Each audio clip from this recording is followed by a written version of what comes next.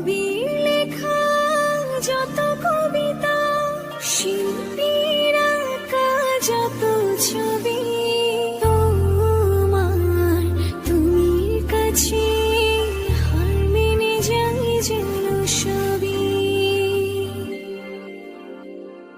সাঁঝের বেলার রাঙা গধূলি, বর্ষাকালের ভরা নদী, তোমার রূপের কাছে হার মেনে যায় যেন সবই।